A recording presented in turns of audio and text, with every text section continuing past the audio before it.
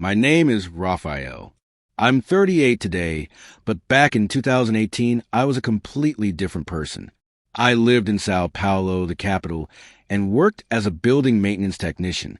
I climbed buildings every day, walked on the edge of rooftops without a safety harness because, in my mind, God was just a fairy tale for weak people. I laughed in the face of anyone who talked about Jesus. When I saw someone praying in the elevator, I would throw out, "Go pray to the wind, lady. It holds you up better than your God." That's how I lived, full of arrogance, empty on the inside. I had grown up in church, but at 17, I abandoned everything. I lost my dad in a car accident and decided that if a loving God existed, he wouldn't have let that happen. From that moment on, I became a militant atheist. I read Dawkins, Hitchens, watched debates on YouTube until dawn just to gather more ammo to humiliate believers. I even recorded a video mocking a famous pastor, saying prayer was just placebo for fools. I thought I was the most lucid person on the planet. At work, my co-workers already knew you didn't talk about religion around Rafael. One day, an older helper named Iuze, a simple man, a longtime believer, saw me drinking during lunch and said quietly, "Son, one day you're really going to need Jesus." I laughed in his face. "Zay, the day I need Jesus is the day I fall off this building and he comes flying to catch me." Everyone laughed with me. Little did I know that sentence would turn into prophecy. The truth is, behind all that arrogance, I was carrying a huge hole inside. Relationships that never lasted. Friends who only showed up for parties. A mother I visited once in a while who cried every time I spoke badly about God. I felt something missing, but I filled the emptiness with beer, nightlife, and pride. I thought being an atheist made me superior, stronger, more realistic. But deep down, I was afraid of being wrong. A fear I suffocated with mockery. Back then, I never imagined that a simple maintenance job on an 8-story building in Pinheiros, São Paulo, would become a day of the biggest life change a person can experience. I was so sure nothing could touch me until the ground disappeared beneath my feet. It was a normal Thursday. Blue sky, cool breeze, one of those days when no one expects anything to happen. I was assigned to fix the gutter on the 8th floor of a commercial building in Pinheiros. I showed up in a bad mood because I had argued with my girlfriend the night before and slept poorly. I grabbed the safety harness and left it hanging on the hook. What for? I'm a ninja, I thought. Pure pride. I climbed onto the edge of the rooftop, like I did almost every day, bucket in hand, headphones blasting heavy rock. I looked down, 8 stories, about 25 meters, and even said, "If God exists, make me fall right now so I can see it." Words that echo in my head to this day. Suddenly, my foot slipped on a wet patch of moss. There wasn't even time to scream. My body flipped backward, and I fell on my back, watching the sky pull away too fast. As I was falling, time did something strange. It felt like it slowed down, almost stopped. I saw my whole life flash before me, but not like a cute movie, no. I saw the times I made my mom cry, the times I humiliated believers, the times I said Jesus was a fairy tale. And then in a desperate act, the most convinced atheist in São Paulo screamed from the depths of his soul, "God, if you exist, don't let me die like this." It was the first sincere cry for help in my life. In that exact second, a peace I had never felt took over me. I felt as if 2 invisible hands were holding me by the chest. My body stopped spinning in the air. A bright white light, strong but not blinding, surrounded everything. I didn't see a shape, but I felt a presence so real that it still gives me chills. I heard a calm voice inside me saying, "I am here. I always have been." And I, who had never cried as an adult, started crying like a child while falling. When I opened my eyes, I was lying on my back on the ground, looking up at the sky. The impact? 0. Not even a scratch. The bucket was beside me, untouched. People were screaming, running. Someone calling an ambulance. I could only whisper, "Jesus, Jesus." I knew I had just lived a miracle, the most impossible rescue of my life. And if you're feeling chills right now, hit the like button on this video, subscribe to the channel, so you don't miss the rest of this story that changed everything. Tell me in the comments, have you ever lived a moment when time seemed to stop? I want to know. I stayed lying there for a few seconds, staring at the sky as if it had just answered me personally. My whole body tingling, but no pain at all, not even a twisted finger. The building security guard ran over, white as a sheet. Rafael, my God, you fell from the 8th floor. How are you talking? I could only lift my trembling hand and say, Jesus, it was Jesus. He looked at me scared because he knew exactly who I was. The guy who mocked anyone who said that name. The EMTs arrived quickly. The paramedics turned me over, checked me, did a portable x-ray right there on the sidewalk. The chief doctor shook his head. This is impossible. There's not a single fracture, not even internal bruising, nothing. Where did you fall from again? I pointed to the top of the building. He looked, then looked at me again and muttered, Then today I witnessed a miracle. That hit me hard. Even someone who wasn't a believer recognized that something beyond logic had happened. A lady selling coconut water at the corner came to me crying. She was shaking. Sir, I saw everything. I saw a bright flash, a light shaped like a person holding you in the air. I screamed, but no one believed me. I knew it was an angel. I knew it. At that moment, I remembered the presence I felt, that light that embraced me during the fall. I started crying again, right there in front of everyone. The atheist who never cried was completely undone, but undone in a good way. They took me to the hospital just as a precaution. At the emergency room of Hospital das Clínicas, doctors kept coming into the room to see me. A resident even asked to take a picture with me, to show the others that not everything has a scientific explanation. I just smiled and said, There is an explanation, doctor. It has a name, Jesus. Every time I said that, I felt such a huge peace that it seemed like my chest would burst with gratitude. That night, alone in the hospital room, I did something I never imagined I would do. I knelt on the cold floor and before my arm and asked for forgiveness. I asked forgiveness for every mockery, every harsh word, every time I denied his existence. And then I felt that same presence of God again, as real as the beeping of the cardiac monitor. That's when I understood the rescue wasn't just for my body. It was for my soul. The greatest transformation of my life had just begun. And you, have you ever felt a presence you can't explain? Have you ever had a day when your whole story changed in a single second? I left the hospital the next day, walking on my own 2 feet, with a medical note in my hand that said only rest and neurological follow-up as a precaution. The doctor even joked, Make sure you use a harness now, Rafael, or at least use Jesus as a harness, because apparently he works better. Everyone laughed, but I cried. I cried in the hallway, cried in the Uber, cried when I got home and my mom opened the door. She hugged me and I broke down. Mom, I saw him. I felt Jesus holding me. Forgive me for everything I said against God. She, who had prayed for me every single day for more than 20 years, just cried and said, I knew you would come back one day, my son. That night, I slept on her couch, like when I was a child, because I was afraid to be alone, not afraid of dying, afraid of losing that presence of God that I felt all the time now. In the days that followed, I couldn't stop talking about him. I called my co-workers, my party friends, my ex-brothers-in-law who were militant atheists like I used to be. Everyone thought I had hit my head. Rafael finally snapped, they said. But I showed them the videos people had recorded on their phones. Me falling, the strange light, me on the ground unharmed.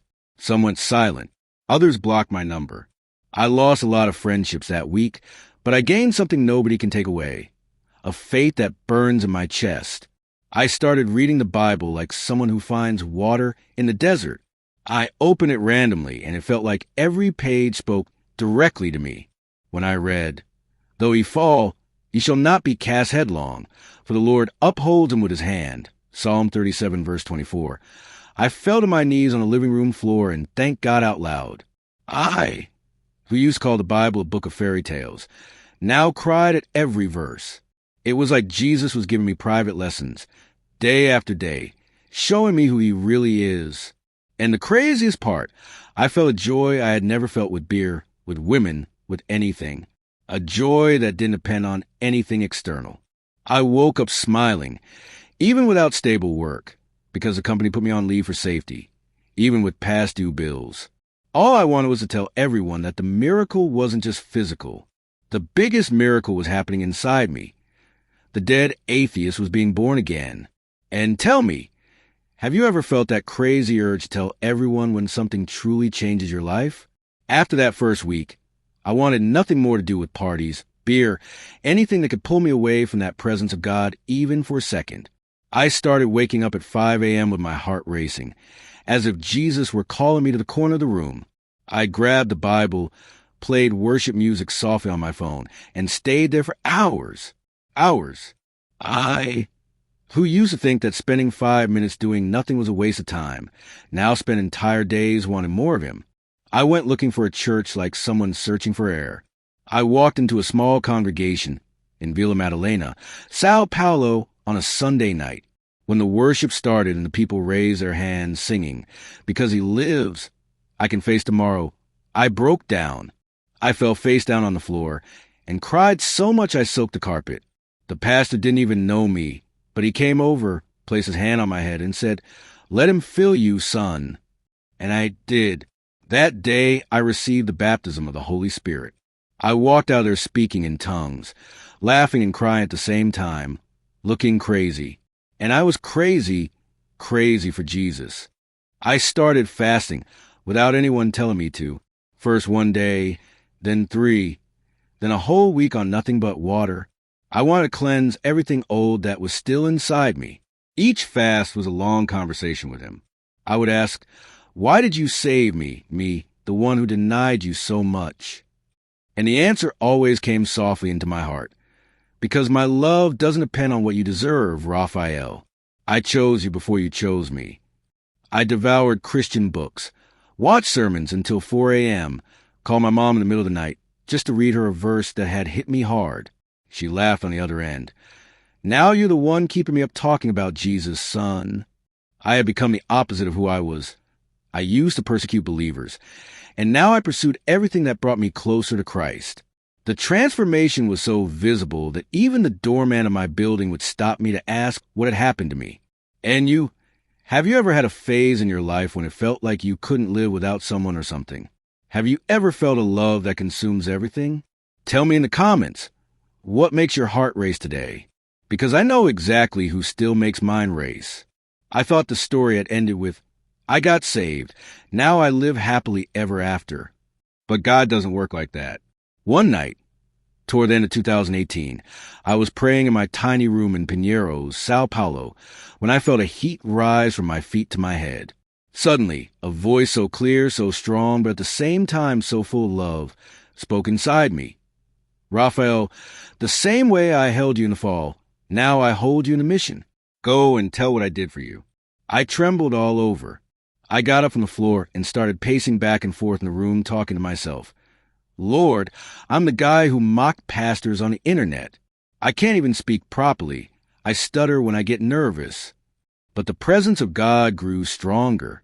It was as if Jesus were right there beside me, smiling and saying, "I don't choose the qualified. I qualify the chosen." That night, I understood that the rescue wasn't just for me. It was for the thousands of people who would still hear this story. I started small. First, I recorded a 3-minute audio on WhatsApp telling the miracle and sent it to the old atheist groups I used to be part of. Complete silence. Then came the private messages. "Rafael, stop clowning around. Are you being paid by a church?" But others came too. "Man, I cried here. Send me more." A week later, I gathered the courage and recorded my first YouTube video, with my phone propped up on a broom as a tripod. Simple title, "I fell from the 8th floor and Jesus caught me." I posted it and went to sleep afraid of being canceled. I woke up with my phone blowing up.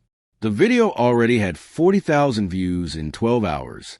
People tagging friends, mothers sending it to their atheist sons, people crying in the comments. A guy from Portugal wrote, "I was planning to jump off a building today. I watched your video and I changed my mind. Thank you. I read that and fell to my knees again. The purpose of my life had just become huge right in front of me. Since then, I haven't stopped. I quit building maintenance. I live off sharing my testimony. I travel all over Brazil telling this story. I've been on radio networks, TV, conferences, prison cells. I've told it to 10 people in a prayer circle and to 15,000 in a stadium. And every time I tell it, I feel the same light that held me in the fall holding me on the stage. Because the miracle didn't end on that ground in Pinheiros. It keeps happening every time someone hears it and decides to give Jesus a chance. And have you ever felt that your story stopped being just yours and became a bridge for other people? 7 years after that day, I look back and barely recognize the Rafael I used to be. I still live in the same city, but now my house has an entire wall filled with letters, photos, and messages from people who found Jesus after hearing what he did for me. There are letters from former atheists who became pastors, from mothers who got their sons back from drugs, from teenagers who gave up on suicide. I keep them all. Each one is living proof that the deliverance I received didn't stop with me. It multiplied. Today I wake up every day with the same gratitude of someone who knows he didn't deserve to be alive. The first thing I do is kneel and thank him. Lord, one more day you gave me as a bonus. Then I turn the worship music up loud, wake the kids shouting, "Good morning, house of the Father in heaven," and go live the purpose he put in my heart, to show the world that Jesus still holds those who fall, still transforms those who denied him, still loves those who deserve it least. I married a woman who was also once an atheist and now prays with me at dawn. We have 2 children who were born after the miracle, and the first story they learned was about their dad who fell from a building and was held up by Jesus. When they ask me, "Dad, is he really invisible?" I show them the scars that don't exist on my body and say, "Son, sometimes love leaves marks where no one can see."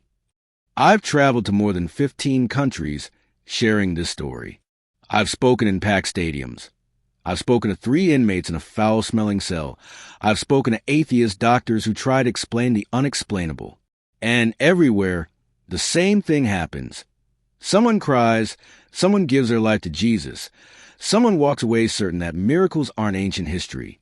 Miracles have a name, a last name, and an address. Jesus Christ, heaven, at the Father's side. And you, listening to me right now, have you ever stopped to think how many times you fell and didn't realize someone was holding you? How many times the ground disappeared and you were still standing? Was it just luck?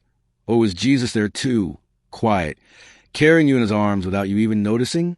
I don't know where you are today, my brother, my sister. Maybe you're like I was, full of certainty and empty of peace. Maybe you already know Jesus, but need to remember that he still does the impossible. I only know one thing. If he held an arrogant atheist falling from the 8th floor, he can hold you right where you are right now.